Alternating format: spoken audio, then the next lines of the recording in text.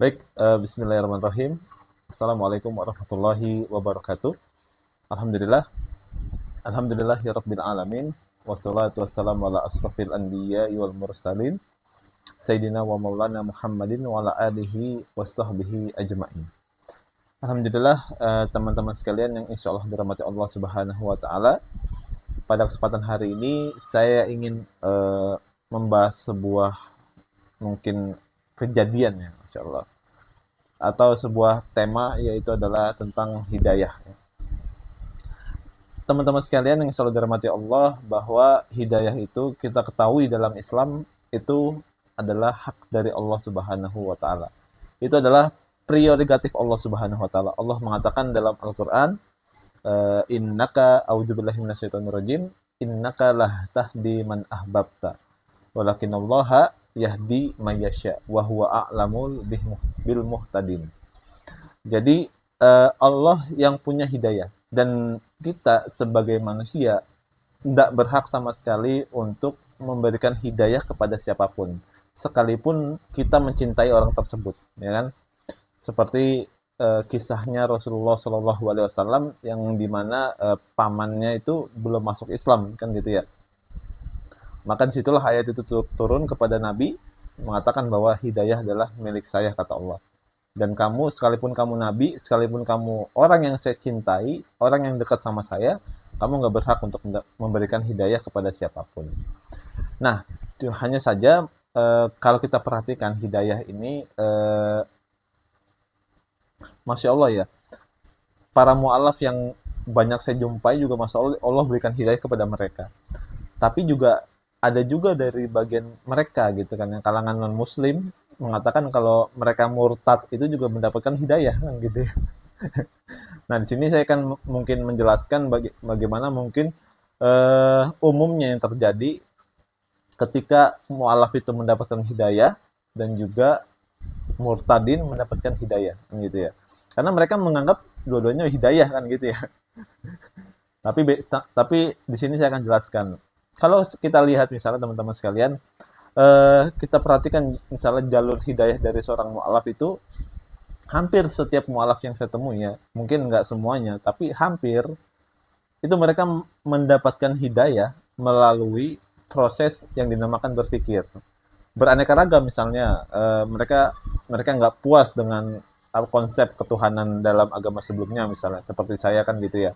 Mereka nggak puas kenapa Tuhan harus dikatakan kenapa Tuhan harus berwujud manusia, kan gitu ya.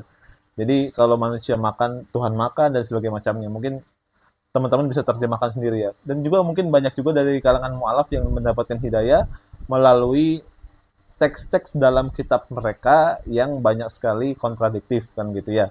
Ada juga yang palsu bahkan, dan juga ada yang menyimpang, kan seperti itu, nggak sesuai dengan fitrah kita sebagai manusia, banyak sekali.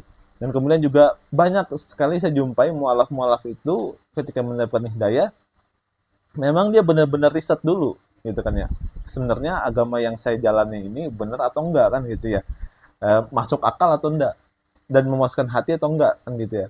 Nah, ketika mereka mendapatkan itu, mereka teliti, mereka belajar, mereka misalnya membaca gitu kitab mereka kembali, maka mereka hampir rata-rata nggak puas dengan agamanya. Bahkan kita melihat di Eropa sana juga begitu.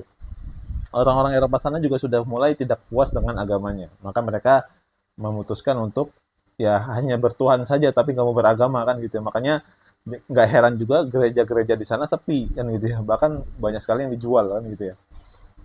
Jadi mereka mendapatkan hidayah memang benar-benar melalui proses berpikir.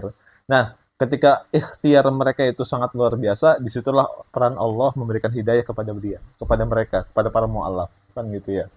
Mereka misalnya dari ketika misalnya taruhlah agnostik, kan gitu ya. Mereka hanya percaya Tuhan tapi nggak percaya agama, disitulah peran Allah memberikan hidayah kepada mereka. Nah, akan tetapi sangat jauh berbeda kalau kita melihat orang-orang yang murtad misalnya. Orang-orang yang murtad, orang-orang yang keluar dari agama Islam. Kita lihat beberapa banyak alasan daripada mereka itu sangat nggak logis, kan gitu ya. Misalnya, ada orang yang murtad karena melihat Yesus Kristus di Ka'bah sembayang misalnya. Apa, memunculkan wajahnya kan gitu. Saya umroh, saya puasa, ya, saya haji. Ketika saya umroh dan haji, saya melihat Yesus Kristus kan gitu ya. Ya, aneh kan gitu ya.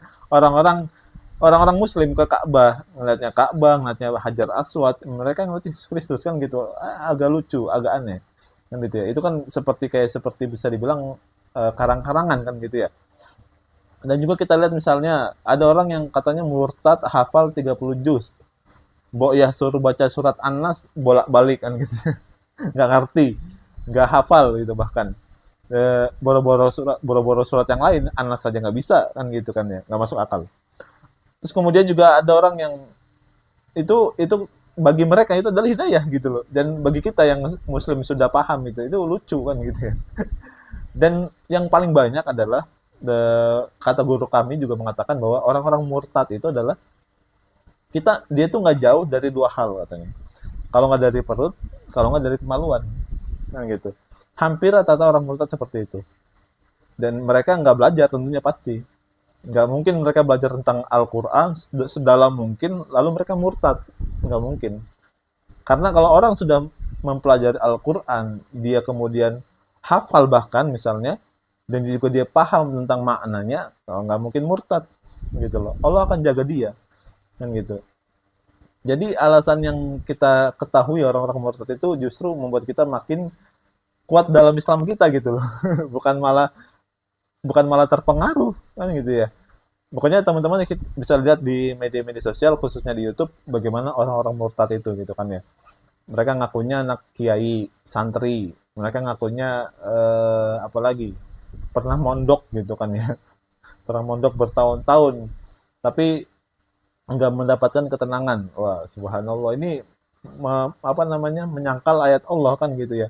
Allah bilang kan, siapa yang ingat dengan saya, maka dia akan tenang. Allah bilang dalam Al-Qur'an bahkan fadzkuruni azkurkum. Kamu ingat saya, kata Allah, saya lebih ingat kamu kan gitu ya. Jadi orang-orang yang inilah mungkin teman-teman sekalian orang-orang yang perbedaan hidayah yang diberikan yang dikatakan mereka itu hidayah, mendapatkan hidayah, tapi inilah dua hal yang berbeda kan gitu ya. Hidayah yang benar-benar hidayah atau hidayah-hidayah yang mereka karang-karang sendiri kan gitu ya. Bahkan justru mungkin bagi Allah itu adalah bukan hidayah tapi adalah kesesatan kan gitu ya. Karena mereka punya pilihan tapi mereka memilih jalan yang salah yang gitu ya. Jadi itu teman-teman sekalian pembahasan pada kesempatan hari ini tentang hidayah ya. Mudah-mudahan kita semua umat muslim selalu diberikan Allah kekuatan untuk mempertahankan hidayah yang kita miliki, yaitu adalah keimanan kita kepada Allah dan Rasulullah.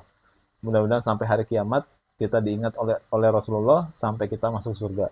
Dan mudah-mudahan kita nggak terpengaruh dengan orang-orang yang mengatakan mereka murtad terus dapat hidayah dengan alasan-alasan tadi yang saya sebutkan contohnya.